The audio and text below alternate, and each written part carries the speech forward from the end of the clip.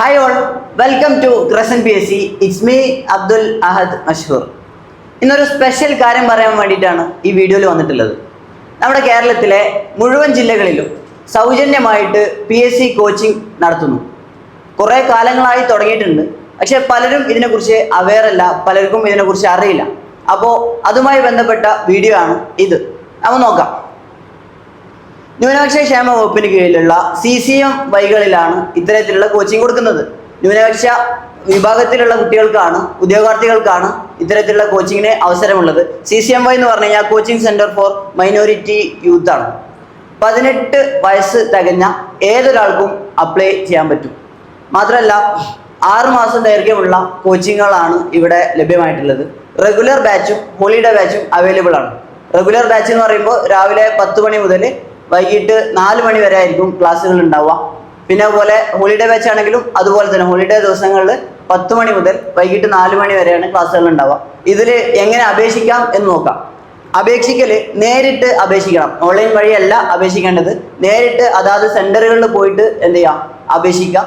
പിന്നെ നിങ്ങളുടെ SSLC സർട്ടിഫിക്കറ്റിൻ്റെ copy, അതുപോലെ തന്നെ ആധാർ കാർഡിൻ്റെ കോപ്പി, പിന്നെ വേണ്ടത് 2 പാസ്പോർട്ട് സൈസ് ഫോട്ടോ. ഇതുമായിട്ട് ഓരോ സെൻറ്ററുകളിൽ പോവാം, അവിടുന്ന് നേരിട്ട് അപേക്ഷിക്കാം. ഇതാണ് അപേക്ഷിക്കേണ്ട രീതി. ഇനി അപേക്ഷിക്കേണ്ട അവസാന തീയതി ജനുവരി 9 or 10. അതായത് പല സെൻറ്ററുകളിലും 9 ആണ്, പല സെൻറ്ററുകളിലും 10 ആണ്. കോച്ചിങ് ക്ലാസ്സുകൾ സ്റ്റാർട്ട് ചെയ്യുന്നത് ജനുവരി 15 മുതലാണ് എല്ലാ സെൻറ്ററുകളിലും. അപ്പോൾ എത്രയും പെട്ടെന്ന് ഈ വീഡിയോ ആവശ്യക്കാരിലേക്ക് എത്തിക്കാം. ഇനി എവിടേക്കാണ് കോച്ചിങ് സെൻറ്ററുകൾ ഉള്ളത് നോക്കാം. കേരളത്തിലെ മുഴുവനായിട്ട് 24 മെയിൻ സെൻറ്ററുകളും അതിന് കീഴിൽ ധാരാളം സബ് സെൻറ്ററുകളുണ്ട്. സബ് സെൻറ്ററുകളിൽ ഹോളിഡേ ബാച്ചുകൾ മാത്രമേ അവൈലബിൾ ആയിട്ടുള്ളൂ. മെയിൻ സെൻറ്ററുകളിൽ ഹോളിഡേ ബാച്ച് ഉണ്ടാവും, കൂടാതെ റെഗുലർ ബാച്ച് ഉണ്ടാവും. ഇനി മെയിൻ സെൻറ്ററുകൾ എവിടേക്കാണുള്ളത് നോക്കാം. ഒന്ന്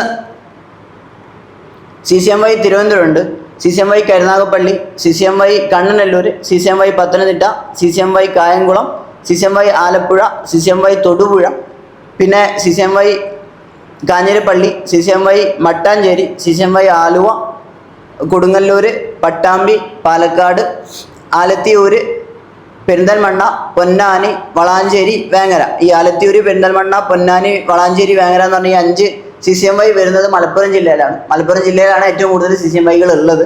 പിന്നെ പോലെ വയനാടുണ്ട്, കോഴിക്കോട്, പേരാമ്പ്ര, തലശ്ശേരി, പയ്യന്നൂർ, കാസർഗോഡ്. ഇത്രയും മെയിൻ സെൻറ്ററുകളാണ് CCMYക്ക് ഉള്ളത്. ഇനി ഇതിൽ വളാഞ്ചേരി CCMYൻ്റെ സെൻറ്റർ മാറിയിട്ടുണ്ട്. അത് മമ്പോൽ ഹുദ, വളാഞ്ചേരി തന്നെയാണ്. വളാഞ്ചേരി കാവുമ്പൂറുള്ള മമ്പോൽ ഹുദ മദ്രസയിൽ വെച്ചിട്ടാണ് നടക്കുന്നത്. ഇനി കോച്ചിങ്ങിനെ കുറിച്ച് പറയാം. ഞാൻ അവിടെ പഠിച്ചതാണ്. അപ്പോൾ കോച്ചിങ് എന്ന് പറഞ്ഞു കഴിഞ്ഞാൽ നല്ല ക്വാളിറ്റി ഫാക്കൽറ്റീസ് ആണുള്ളത്. ഉള്ളത് പറയാലോ, മുഴുവൻ വരുന്ന ഫാക്കൽറ്റീസ് മുഴുവൻ നല്ല ക്വാളിറ്റി ഫാക്കൽറ്റീസാണ്. ഞാൻ പഠിച്ചത് വളാഞ്ചേരി CCMYയിലാണ്. അപ്പോൾ അന്ന് അവിടെ ഉണ്ടായിരുന്നത് കൃഷ്ണൻ സാറും സെവീൻ സാറൊക്കെ ആയിരുന്നു അവിടെ കാര്യങ്ങൾ നോക്കാനും മാനേജ് ചെയ്യാനൊക്കെ ഉണ്ടായിരുന്നത്. ഇപ്പോഴും കൃഷ്ണൻ സാർ മെസ്സേജ് അയക്കാറുണ്ട്, എങ്ങനെയൊക്കെ പഠനങ്ങൾ എങ്ങനെയൊക്കെ പോകണം, എന്തൊക്കെയായി ഇതൊക്കെ കാര്യങ്ങളൊക്കെ ചോദിക്കാറുണ്ട്.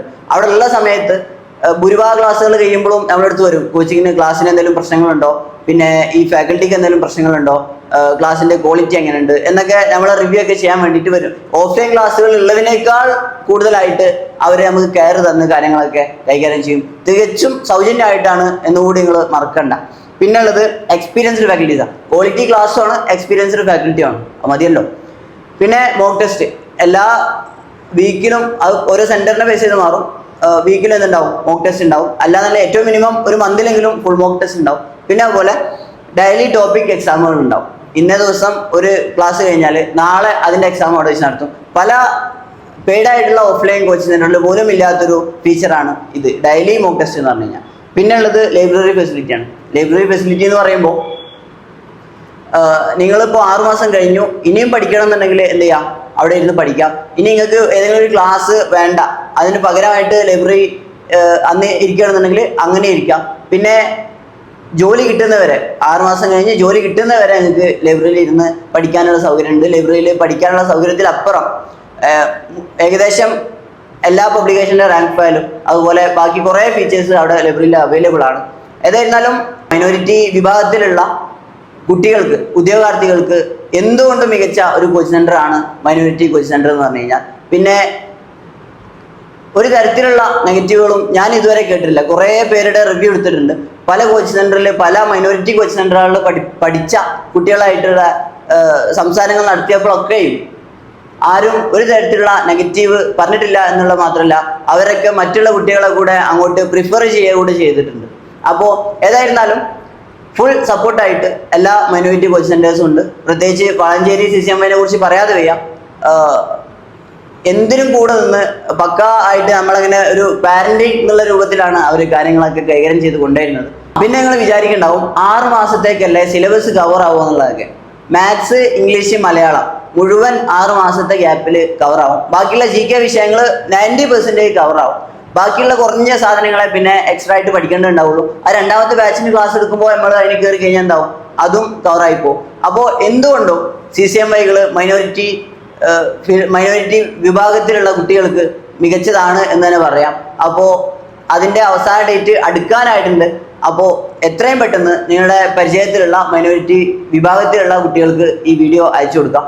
അപ്പോൾ അടുത്ത വീഡിയോയിൽ കാണാം. Okay, thank you.